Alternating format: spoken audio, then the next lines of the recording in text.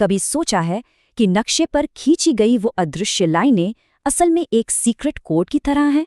जी हाँ, एक ऐसा कोड जो हमारी दुनिया के काम करने के तरीके को समझाता है, हमारे समय से लेकर हमारे मौसम तक।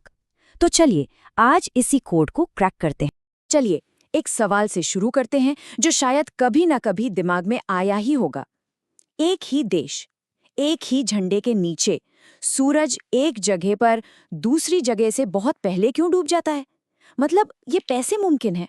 सोचिए जरा, दो दोस्त हैं, फोन पर बात कर रहे हैं। एक है असम में और दूसरा गुजरात में। असम वाला दोस्त कहता है, यार यहाँ तो सूरज डूब गया, अंधेरा हो रहा है। और गुजरात वाला दोस्त हैरान होकर जवाब देता है, क्या बात कर रहे हो, यहाँ तो अभी भी अच्छी खासी रोशनी है। अब ये कोई जादू नहीं है, ये है भूगोल। तो इस पहेली को सुलझाने के लिए हमें पृथ्वी के एक अदृश्य ग्रिड को समझना होगा। चलिए देखते हैं कि आखिर ये है क्या और ये काम कैसे करता है। तो हमारा पहला और सबसे ज़रूरी टूल है ग्लोब। ये सिर्फ सजावट की चीज़ नहीं है, बल्कि ये हमारी पृथ्वी का एक बिल्कुल सटीक छोटा सा मॉडल है।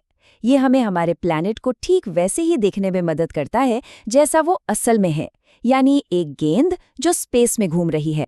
अब ग्लोब पर ना दो तरह की लाइनें होती हैं, अक्षांश और देशांतर। अक्षांश यानी लैटिट्यूड, वो लेटी हुई लाइनें हैं जो ईस्ट से वेस्ट की तरफ जाती हैं। ये इक्वेटर के पैरेलल होती हैं और जैसे जैसे पोल्स की तरफ जाती हैं छोटी होती जाती हैं। वहीं दूसरी तरफ है देशांतर यानी लॉन्गिट्यूड। ये लंबी खड़ी लाइनें हैं जो नॉर्थ पोल से साउथ पोल तक जाती हैं। और हाँ, इन सब की लंबाई बिल्कुल एक जैसी होती है। तो सवाल ये है कि ये दोनों लाइनें मिलकर पृथ्वी पर किसी भी जगह का एकदम सटीक पता कैसे बताती हैं? चलिए इस सिस्टम को एक्शन में देखते हैं। जब ये अक्षांश और देशांतर लाइनें एक दूसरे को काटती हैं ना, तो एक ग्रिड बन जाता है, बिल्कुल किसी ग्राफ पेपर की तरह। और यही नेटवर्क, यही ग्रिड पृथ्वी पर किसी भी जगह का पता लगाने की चाबी है। देखिए, ये ग्रिड कितनी अच्छी तरह दिखाता है कि ये लाइनें कैसे एक दूसरे को क्रॉस करती हैं। हर चौराहा, मतलब जहां भी ये लाइनें एक दूसरे को काटती हैं, वो हमारे प्लैनेट पर एक यूनिक जगह है। ऐसी कोई दूसरी जगह नहीं हो सकती जहां वही अक्षांश और देशांतर लाइनें मिलती हों। इस बात को और पक्का करने के लिए यहाँ कुछ पॉइंट्स के एकदम सटीक कोऑर्डिनेट्स दिए गए हैं। जैसे पॉइंट ए को देखिए, ये है 0 डिग्री अक्षांश और 20 डिग्री वेस्ट देशांतर पर। ये बिल्कुल एक ग्लोबल एड्रेस जैसा है जिसे बस नंबर्स में लिखा गया है। ठीक है, तो अब हम ग्रिड को समझ गए हैं। चलिए अब वापस अपनी पहली पहेली पर चलते हैं।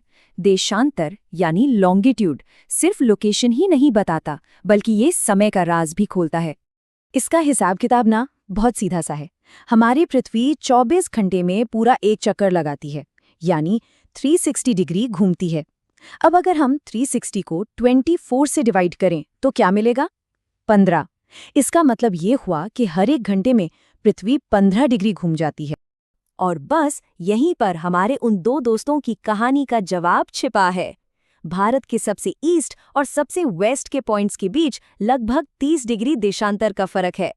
तो अगर 15 डिग्री का मतलब हुआ 1 घंटा, तो 30 डिग्री का मतलब क्या हुआ? पूरे 2 घंटे का फर्क।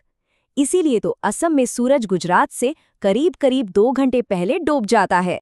अच्छा, तो यहाँ एक बहुत ज़रूरी सवाल उठता है।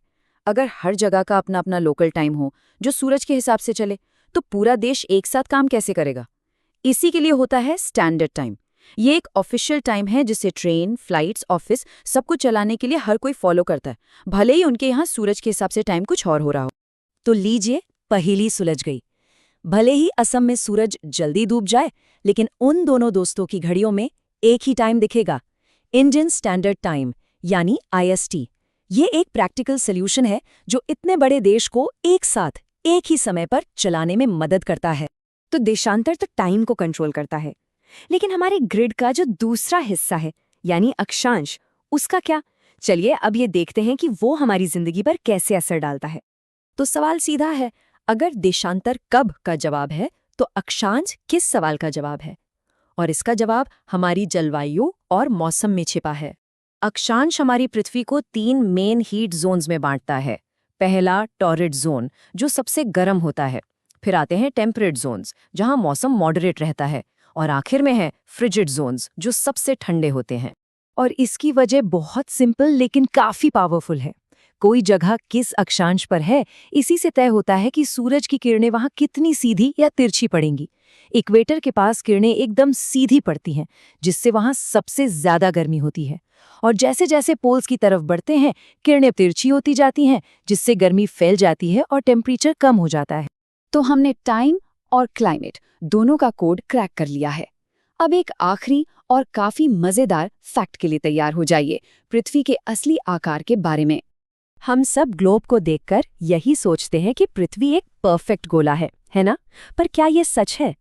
क्या यही हमारी पृथ्वी का असली आकार है?